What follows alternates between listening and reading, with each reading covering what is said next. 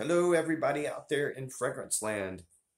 I did a review on this fragrance a long time ago, and I did not give it a real good review. There's a lot of things that I did not like about this fragrance. And it is Zino by Davidoff, Eau de Toilette. So I said in that review that I was going to keep wearing it because there's so many people that love this fragrance in the fragrance community. There's like groups of people that talk very highly of this fragrance. So I didn't want to give up on it. I said that I was going to keep wearing it and wait and see if I liked it any better. And that last review was a very long time ago, so I think I'm ready for the update review for this fragrance. I didn't like the bottle too much at first, but I grew to really love the bottle. One of the things that I love about this bottle is the way it feels. Everything is so polished and smooth, and it just feels like a really high quality bottle. It feels really good in my hands. It's black. It's got some sort of grooves on the side. It's very polished, very smooth, very high quality glass. Zino Davidoff. I love the writing, the way they did the writing on this fragrance. Eau de Toilette right there. Now, one thing I didn't like about the presentation when I first got it is I didn't like this to be like yellow and this black. It just seemed really weird to me somehow.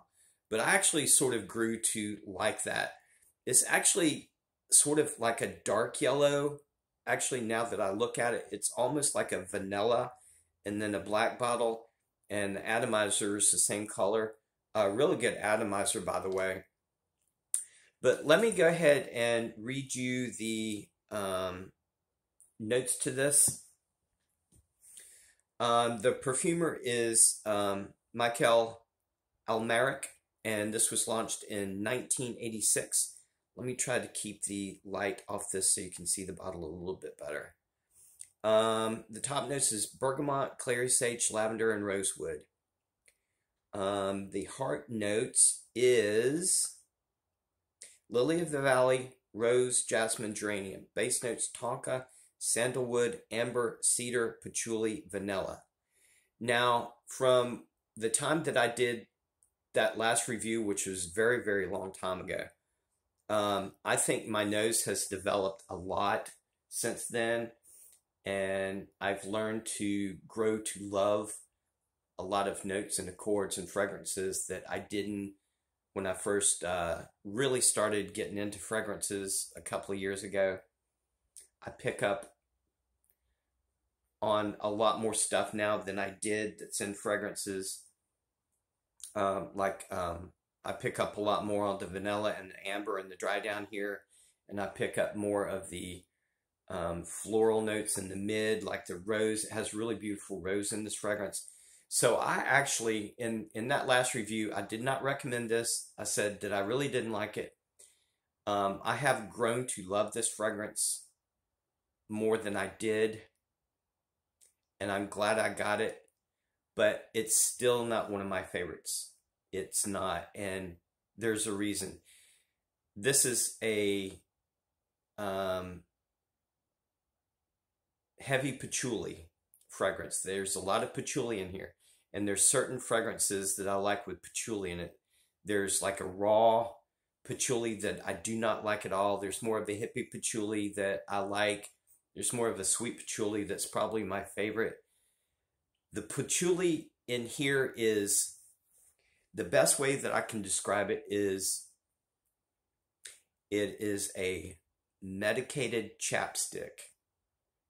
That's the kind of patchouli that I get from this. And that is the dominant accord in here, or the dominant note in here, is that kind of patchouli. It's just like, almost like a Blistex type of smell to me. It's that waxy, medicated chapstick.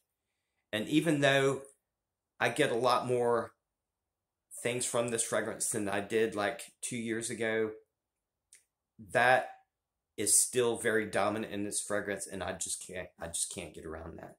I do not like that. I do not like this kind of patchouli in here. that medicated chapstick just ruins the whole thing for me. I never have liked that smell. And if it wasn't for that, or maybe they could have used the patchouli and infused it and applied it in a different way and made it more of a sweet patchouli, I would absolutely love this fragrance, but they didn't. And I know there's people that love this fragrance. I know that. And I respect that a lot. And I love this fragrance a lot more than I did, but I just don't like it. That's all I can say. That medicated chapstick, I just can't get around. I'm sorry.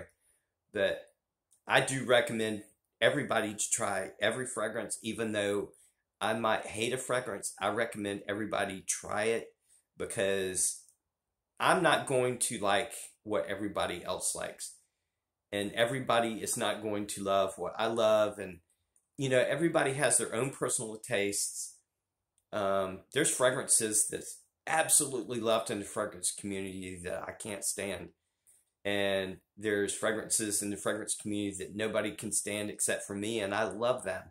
So, you know, it's all personal taste. It's all what the individual likes. So I recommend, you know, everybody to at least try this, even though I don't like it. And, you know, but I gave it a shot. I'm still glad that I have it. I'm glad that I pick up a lot more on that vanilla and amber and the rose and the mid. That makes it much more tolerable to me, but I just don't care for it that much. But anyway, that's it for my review.